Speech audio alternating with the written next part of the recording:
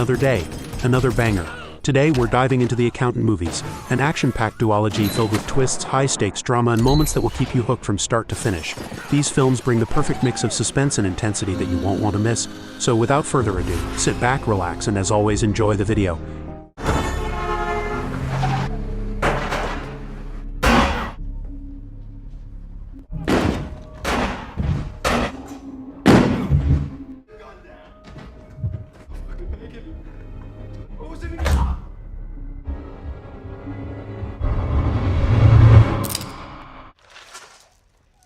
Opening at the Harbor Neuroscience Hanover in New Hampshire in 1989, we meet a young Christian Wolf who suffers from a strong mental condition.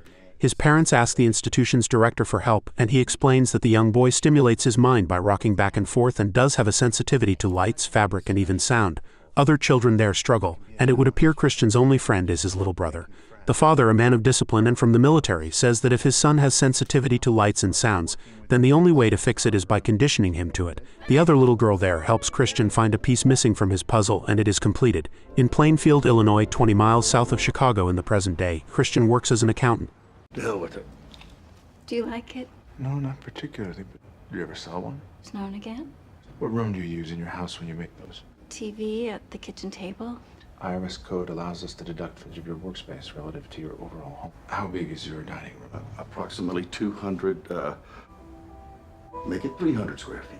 Supplies do you order online? I drive the truck. The company truck. You're welcome out to the place anytime. Shoot. You take care, son. Meanwhile, at the United States Capitol building, Medina is summoned to see Mr. King, the Director of Financial Crimes at the U.S. Treasury. It would appear that Medina is quite the extraordinary analyst, but for some reason hasn't applied to become an agent, even though she is practically doing their jobs for them. She claims to love her job but is called a liar. Pulling out a juvenile charge containing both a weapons charge as well as attempted murder at the age of 17, it would appear the sealed files are now unsealed, and Medina gets up to leave but is told to sit down. With lying on a federal application being a felony, Medina cries and is told by Mr. King that he has a puzzle that needs solving. The puzzle: who the hell is the accountant? The man was seen with the most notorious criminals, including mafia bosses and even cartels from all around the globe, and has never been arrested. The man in question has several aliases and is known as the accountant. He has managed to launder money and clean books like no one else, and with King having 7 months until retirement, he wants Medina to help find this accountant as well as all the secrets he has. Medina will now only report to him, and if she doesn't solve this case, he'll update her photo. Our boy in the meantime drives home and cooks himself a nice meal. As he goes to eat, he does his ritual and must have a mirror facing himself as he does so. Heading into his room later, he blasts some rock and roll music with a strobe light playing. Conditioning his shins, he remembers crashing out as a child when his mom decided to leave his family. Running up and down the house, his father ran in to catch him and his mother used that as a distraction to leave. Waking up to reality, it hits 10:01 p.m. and after taking his meds, Christian goes to sleep. Looks like somebody's seen too many westerns.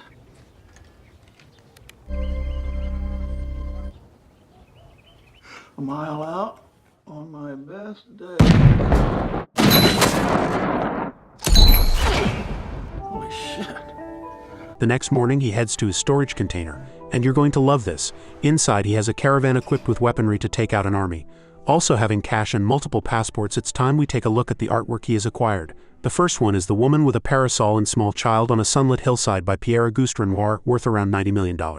The next item is the original Star Wars Luke Skywalker lightsaber, signed and worth around $500,000. The most expensive item, though, is the Jackson Pollock painting named Freeform, worth around $140 million. Christian takes a nap and remembers his time in prison. While in prison, a young Christian Wolf meets Francis Silverberg, a mob accountant turned informant. Despite their differences, they form a bond. Francis recognizes Christian's brilliance and mentors him in accounting and in life. Their time together becomes a defining moment in Christian's life, shaping both his career and their mentor-student relationship. Receiving a call, Christian is told by a restricted voice that he is starting to be noticed by unpleasant people and should do a legitimate job to avoid suspicion. A job that has come up recently is at Living Robotics, and Christian accepts the job. Just want to point out that this face is not one you should trust. After what he did to my boy Dexter and his family, nothing will make me happier to see him dead. Our man attends the meeting where the CFO introduces himself as well as the sister of the CEO, Rita. Having a very complex accounting system such as depreciation schedules on hundreds of items, it is a real shitstorm. The accountant nonetheless wants the last 15 years of books in hard copy, and listens to how the junior accountant there discovered some missing money, but she doesn't know from where. As Christian is so blunt, they know he is the best accountant in the game and give him the job. Medina, in the meantime, begins her investigation on the alias named after the Prince of Mathematics, or a character from Alice's Adventures in Wonderland. She then asks her colleague for face mapping, and the scene cuts back to the accountant watch amputees try out their new gear. The CEO of Living Robotics then makes an appearance and introduces himself as Lamar Blackburn. The two go for a walk, and Lamar states that the business is the kids and wife he never had. However, money has and never will be a motivation, and Wolf goes to start the job.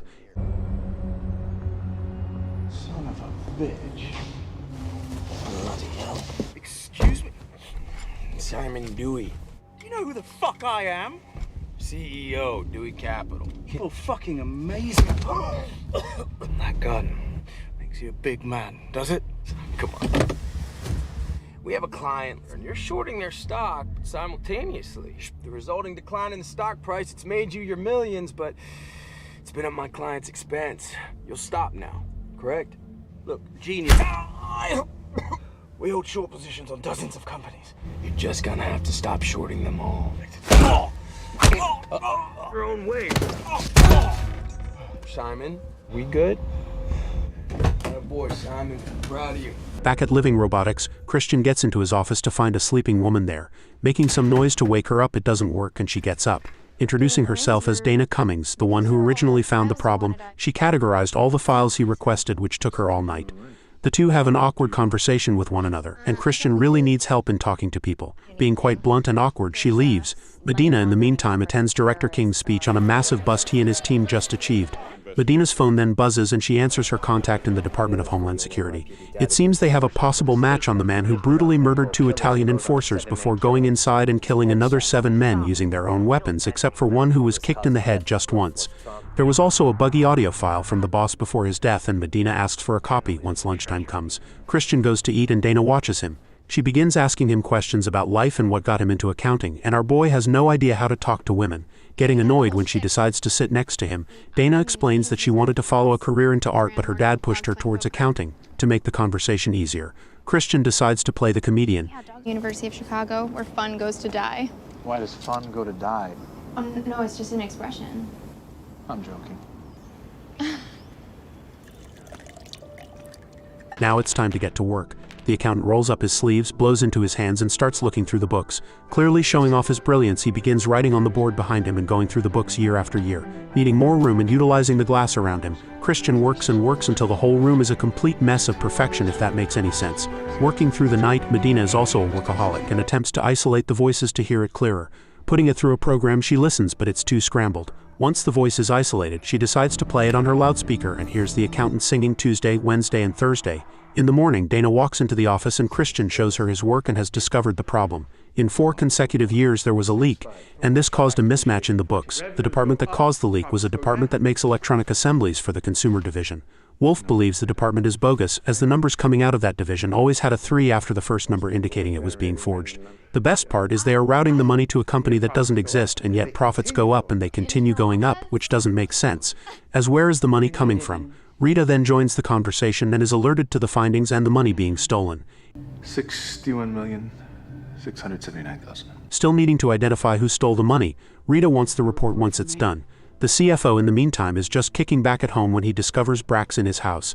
Brax sits him down and calmly asks the man to use 2 bottles of his insulin and just die accidentally instead of Brax and his men killing him. That way, his wife and kids can receive their large insurance policy, and Brax wouldn't need to kill anyone and let the man die with dignity. The next day, Christian returns to find cleaners removing his work off the walls. They tell him that the CFO has passed away, and Lamar makes his entrance. He says his dear friend was a diabetic for 30 years and miraculously forgot to check his blood sugar.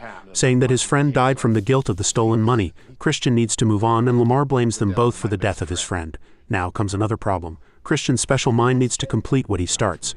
Like at the beginning, where he needed to finish the puzzle, not completing a task really rattles him. Arriving home, he parks his car wrong and goes to his room to blast music and condition his shins. However, his anger causes him to get a bit extreme, and he even ignores his alarm clock. Tossing his meds, he calms down a touch and eats a pill off the ground before sleeping. Leaving his house the next day for some shooting practice, a car follows him. Once on his client's property, Christian sets up the targets and begins remembering his past.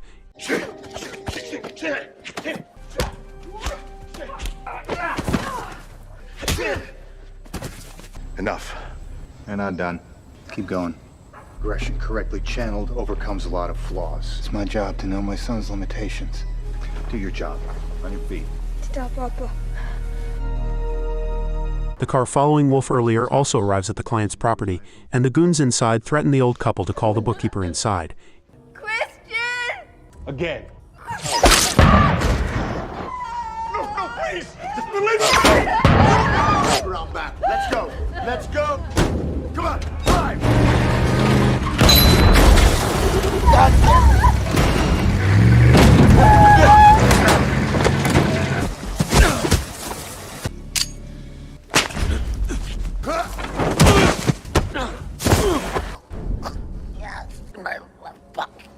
That's all I know. Jumping straight into his truck, he calls the restricted number and asks for Dana's location. Despite the voice saying he should just leave town, he ignores the question and pushes his way through traffic. Knowing she's in some deep trouble, Dana is being followed by a man in a suit, and Christian sneaks his way up the building's stairwell. Once Dana starts walking to her room, the man watches as his team also arrives. They quickly pounce on their target, but she fights back and locks herself in a room while Christian comes to the rescue.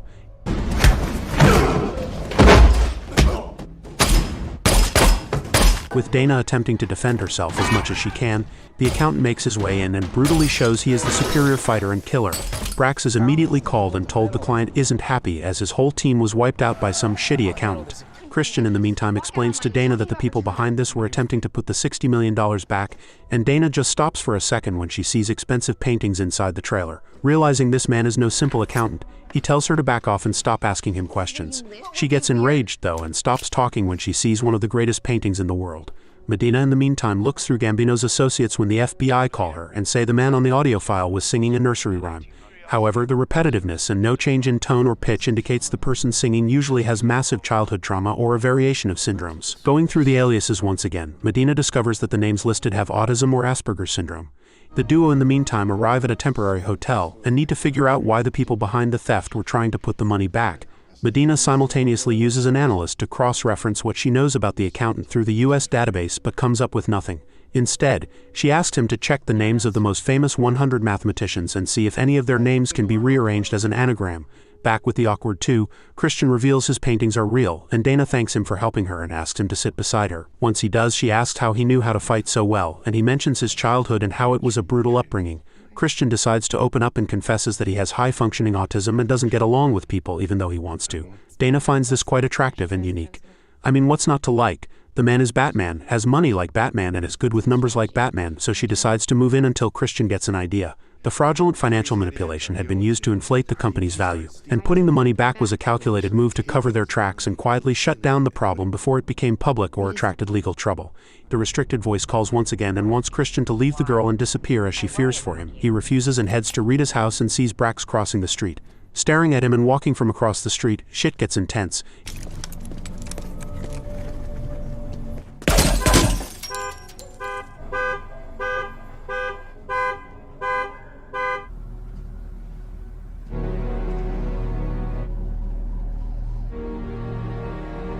The next morning, after spending the whole night going through name after name, Medina and her buddy end up finding Christian. It would appear his paranoia of buying every single shop around his accounting firm wasn't the best idea, and Medina heads straight to King with the details. She explains that he is using the names of famous mathematicians as covers, but for some reason gives away the majority of the money he launders in, making them believe he receives payments in other ways. King tells Medina to pack a bag and it's time to head to Chicago. That same morning, Christian walks in on a sleeping Dana and understands what peace means. He remembers a time when he was a child, a time when his father took him and his brother in the pouring rain to make him a man. The local bullies that broke Christian's glasses were merely playing when Christian's dad tells him to get out of the car and beat them up. He does exactly as his father says and beats the living crap out of the bullies. Coming back to reality, Christian doesn't want to put Dana through any more hardship and leaves a cute note saying, "Dana, you deserve wow." He then quietly sneaks out and just stares at her face until the door fully closes. At the accountant's house, the FBI look through the place alongside King and Medina. They realize Christian is a meticulous man and begin finding weapons and wireless security cameras all around the house. Knowing they have found the man they are looking for, they discover a freaking machine gun ready for a war if necessary. Brax in the meantime tells his men to keep a lookout around the perimeter. Lamar asks Brax if all the security and cameras are really necessary, and he reckons that Lamar should leave the country for the time being, but he refuses. King in the meantime sits alone with Medina and is finally relieved to have something on the accountant. He then begins retelling a tale of his past that has haunted him.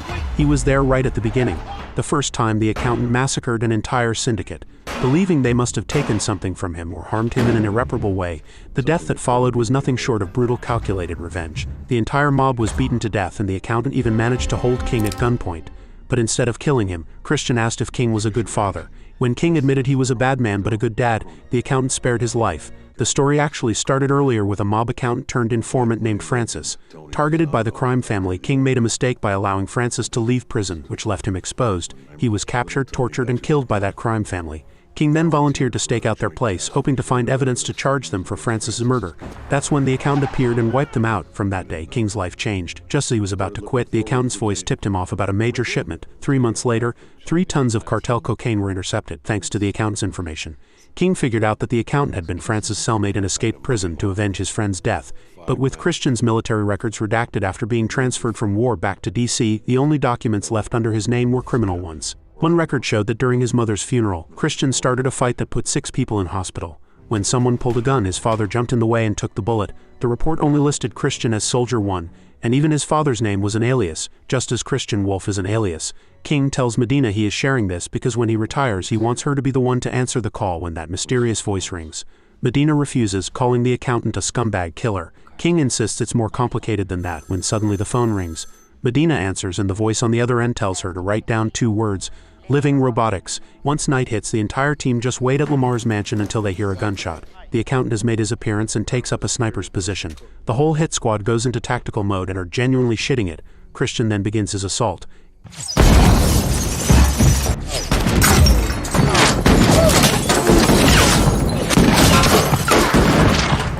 Go right at him, go now.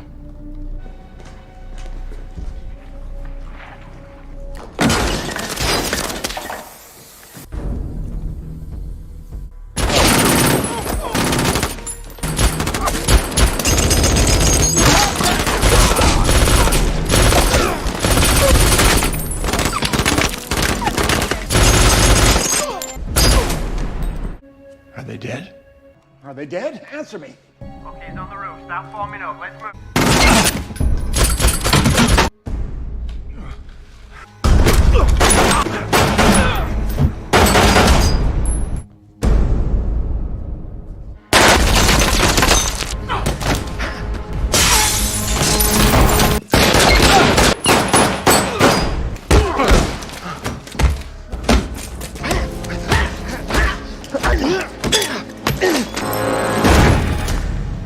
Brax and Lamar are in utter shock at the skill the accountant possesses. But with the man injured, he begins singing a nursery rhyme to himself and Brax starts reciting it. His face literally changes color and he comes out of the room and kills his own man. Lamar watches from the cameras as Christian turns and recognizes Brax. Brax, however, scolds him, saying he's been searching for him for the last 10 years only for his brother to appear now. With Christian claiming to be happy to see his brother, Brax grabs him and demands to know why Christian and their father went to the funeral of their mother that left them. It's your fault that Pops did, you hear me? So he doesn't cut it, you weird fuck! The two get into close combat and both are trained killers. However, it would appear that Christian doesn't want to fight back and just cops the blows. When he does fight back, he easily wins and draws his pistol. Realizing that was a mistake, the two brothers sit across from each other and reconcile. Christian apologizes for everything and Brax is upset that his brother took their father when he was in a time of need instead of calling him. Did you even wonder where I was? I just wanted you to be safe. Some of my clients are quite dangerous. I considered fairly dangerous myself. Well, you've made improvements. Shit, man. Oracle. I mean, really?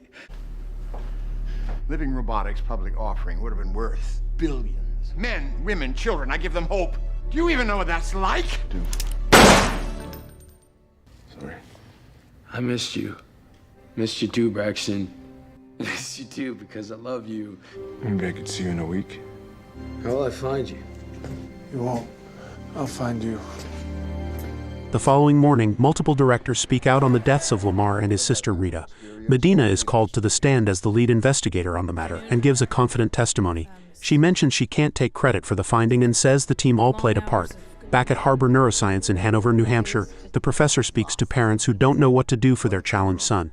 The professor reassures them that his struggles are what make him who he is.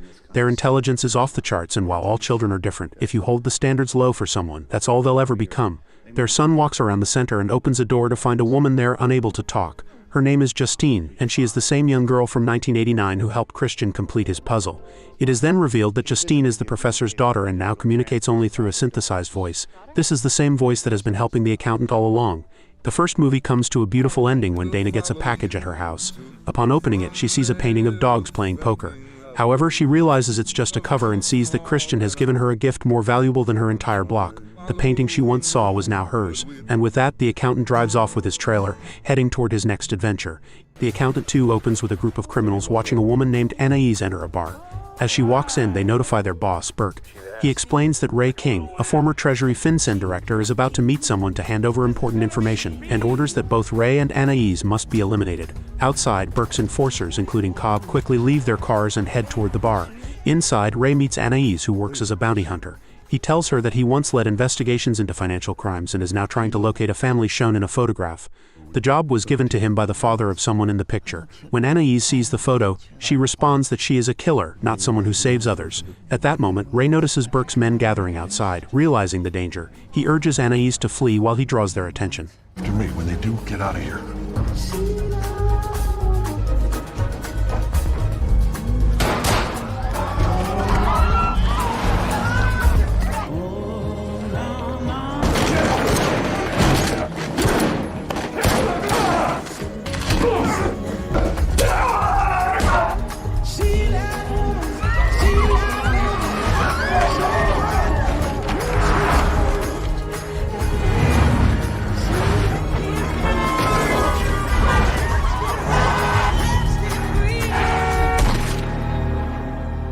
Mary Beth Medina sits in her office when she suddenly receives a call informing her that her former boss, Ray King, has died. Shocked, she hurries to the hospital to confirm it. The doctors explain that her number was listed as Ray's emergency contact. They then ask if he had any financial troubles before revealing something unexpected. Written on Ray's hand is a message that reads, "Find the accountant." Medina is stunned at the sight. Meanwhile, we shift to the accountant, Christian Wolf. He is hiding away in a small town, living a quiet life while working with his trusted partner, Justine, who is like a sister to him. Together, they manage the financial records of a mafia group. One evening, Christian attends a matchmaking party filled with single, middle-aged men and women looking for partners. Justine warns him not to stir up any trouble. But as soon as he enters, all the women notice him, already familiar with his impressive online profile. Oh, ladies, it's not a competition. I'm Anne Renee. Do you believe in love at first sight? Oh, no, that's a childish notion. You reverse engineered our algorithm. I built my own dating algorithm. But, for example, women claim to value commitment and stability. Sexy bad boys. I assigned numerical values to your question. I have no friends. Women lie about weight and age, men lie about height and age. So I adjusted my photo and smile accordingly. You don't have to amend your tax return for unclaimed depreciation. And I will share this with you to amend your tax return for unclaimed depreciation. 44? 45. Suppose anything's possible. Medina travels to another city to see Ray King's rented house. Inside, she finds boxes of research papers. Realizing Ray had been investigating a string of mysterious deaths, wanting answers, she rents the same house to continue his work. During her search, she comes across the name Christian Wolf, which she knows to be the accountant. Christian, meanwhile, lives in isolation, staying in his truck on the hills with other drifters. Inside, he keeps his weapons, motorcycle, and supplies. Medina calls the agency tied to him, reaching Justine's facility for children with special needs. When she asks about Christian, the staff deny knowing him, but Medina insists someone there must be helping. Overhearing the call, Justine realizes Medina is investigating Ray's house and checks her profile. At the same time, Medina discovers a photograph on the wall, the same family Ray had been tracking. The next day, Burke runs his fish business, a front for his human trafficking operation. Meeting with his enforcer Cobb, he demands news of the missing girl. Cobb says she has disappeared. Angered, Burke orders him to find her and finish the job, reminding him of the past. 3 years earlier, during a meeting with his partners, that same girl, Anais, attacked them and killed many of his men. You think she knows we were after her instead of King? Relax, boss. She don't remember you. Yet. No more Ray Kings. I don't want to get out of the shower and find a human chainsaw waiting for me. Back with Medina, she looks through King's pictures and discovers a parking lot column being hit. Matching the picture she has on her, our man Christian suddenly appears and demands to know why Medina is searching for him as well as what she wants. She takes him back to Ray's house, explaining that Ray left a message written on his hand. She shows Christian the photos pinned to the wall and tells him Ray had been investigating a case, though she can't piece together how everything connects or what Christian's role is. After sharing this, Medina falls asleep.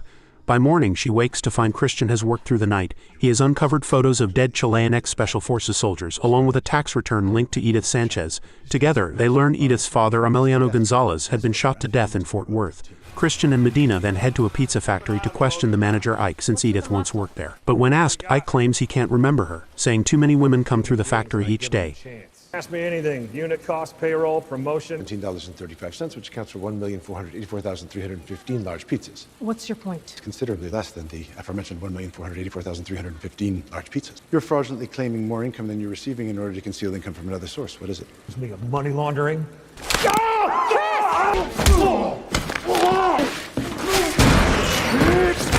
That's enough! I get a call, the cash comes in. I know where they use a motel or two. What motel? City Center downtown. Who's your contact? Tomas! Were you dropped on your head as a child? I don't torture people. I'm the deputy director of FinCEN, so I can't... I know. I put you there. I can't just break the law when it suits me. No more violence. Bureau has an agent in this office they can spare. I may know someone.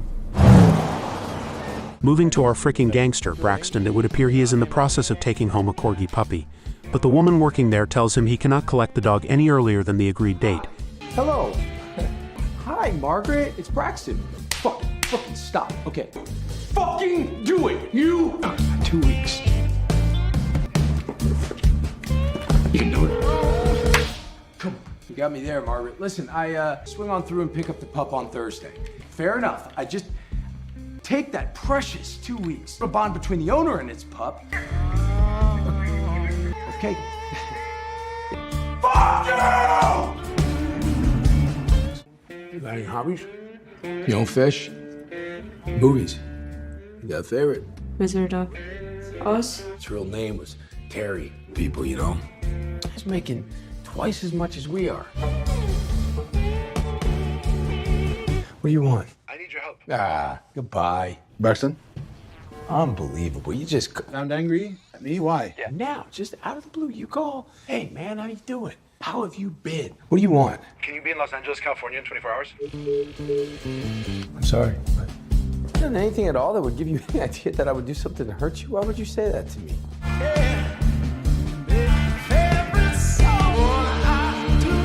Christian and Medina, in the meantime, wait quietly for Braxton. Medina reflects on how well Ray handled difficult situations and admits she wants a chance to prove herself. She asks whether Christian's brother can truly help. Christian assures her that Braxton is highly capable, and though they rarely speak, he's genuinely glad his brother is coming. Braxton arrives, surprised to find Christian working alongside a woman. Medina explains that Christian is assisting with an active case. Braxton pulls Christian aside and Christian thanks him for showing up. The relief between them is obvious. To move the investigation forward, Braxton discreetly pays the hotel manager to bring in 3 women, planning to use the meeting as a cover to gather information. Later in the room, the women arrive. Braxton drops the pretense and asks how they were recruited and how Thomas controls them. At the mention of Thomas, 2 panic and flee. The third, steady but cautious, agrees to help for a price. Christian pays without argument. She offers to call Thomas and lure him to the hotel, and Braxton tells her to proceed. She leaves the room, and the brothers wait until Thomas makes a stupid appearance and receives a warm welcoming. He's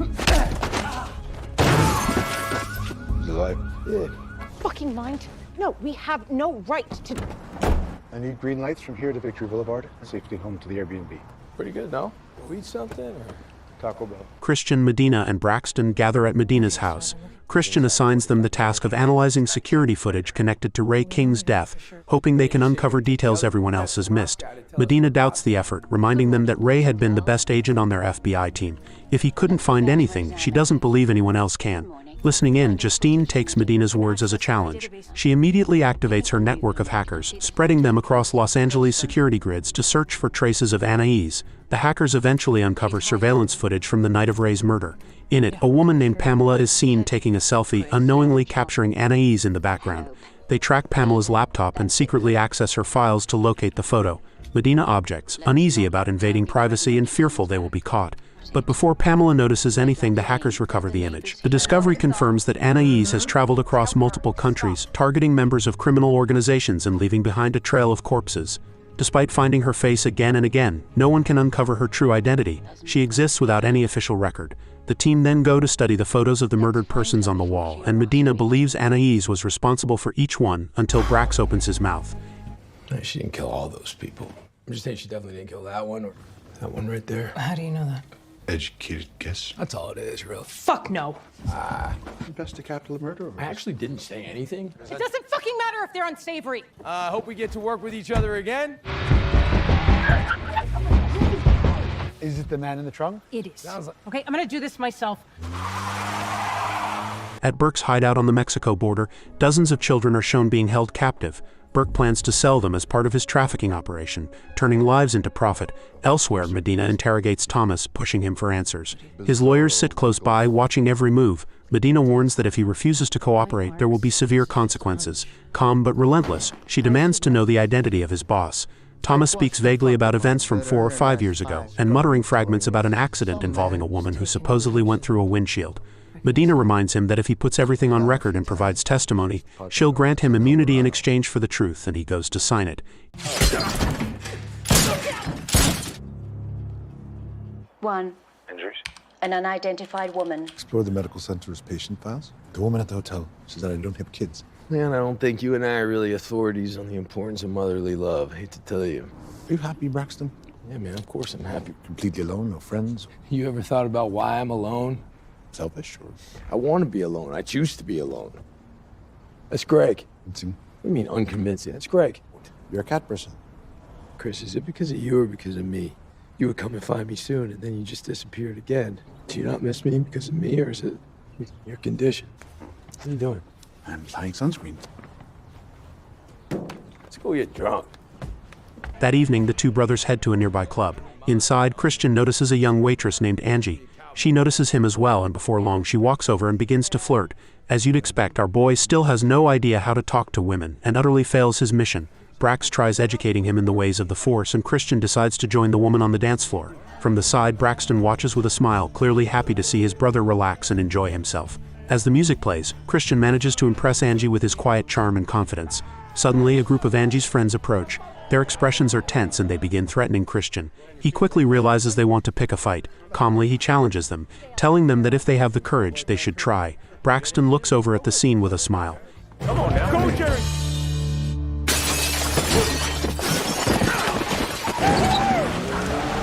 Huh? What? Adore you. Look at you! Meanwhile, Medina meets with a doctor to ask about a woman who had lost her memory and undergone facial reconstruction surgery. From Ray's files, she learns the woman may have suffered from a rare disorder. The doctor explains that she once worked in a restaurant, but one day after leaving her shift, she was attacked by a boy.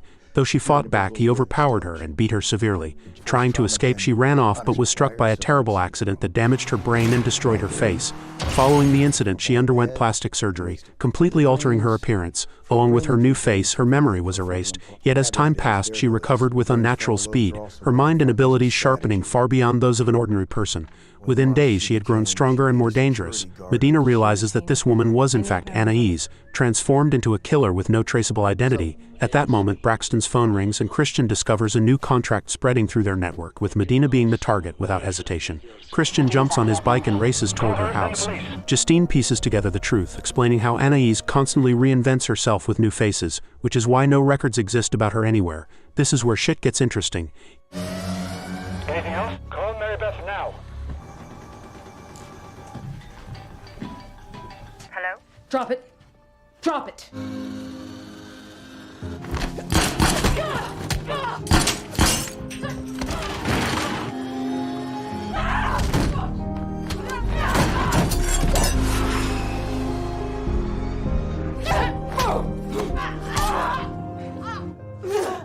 Before leaving, Anais catches sight of a photograph showing herself as Edith alongside Gino and Alberto. The image jolts her memory. She recalls being trafficked by Burke and his men, and the moment she witnessed Burke kill Gino. Not long after, Christian arrives and finds Anais still shaken. He tells her that her son is alive and being held somewhere and promises he can track him down. But Anais insists she has left that life behind and walks away. Christian then notices that Medina is injured and rushes her to the hospital for treatment. Elsewhere, Burke grows nervous. He orders Cobb to delete all the children so that no evidence of his operation remains. Cobb coldly agrees and moves to carry out the command back with the two brothers. Christian vents his anger at Braxton for keeping quiet about the contract on Medina's life. Furious, he vows that no matter what, he will save the children. Braxton, standing by his brother, agrees to join him. Together, the Wolf brothers load into their car and set out. By morning, Justine deploys her drone to scout the hideout near the Mexico border. From above, she spots Cobb loading terrified children onto a bus. She relays the location to the brothers. Preparing for the rescue, Christian and Braxton gear up heavily with weapons and tactical gear, ready for war. The only thing missing is the Punisher logo. Hey, all the kids on the bus!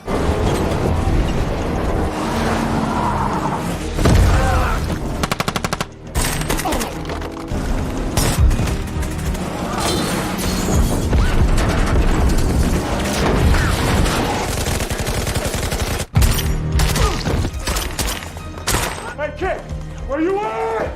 The fuck you think you're doing? You gonna get me killed? Fire back! It's not you done, good.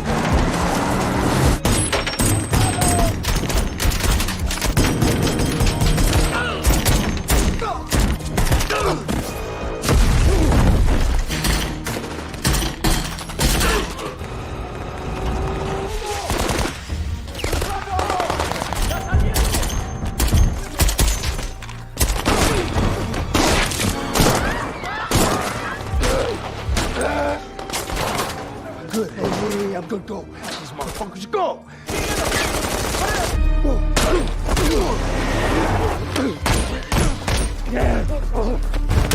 Puta madre. Let's go.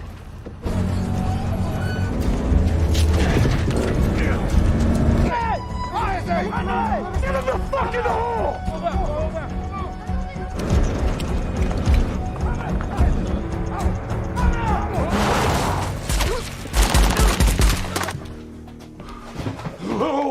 Burke is the guy you want! It's okay. That's seguro. It's okay. ¿Se salvo?